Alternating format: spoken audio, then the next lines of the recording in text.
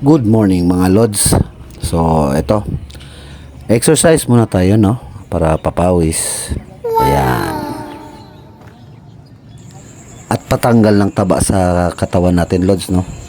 So para naman hindi tayo atakihin ng kaspa ay ng stroke. Dito nga pala to sa likod ng Kapitol ng Ipil no. So maganda talaga yung view dito. Habang nag-exercise, yan, overlooking ka talaga dito.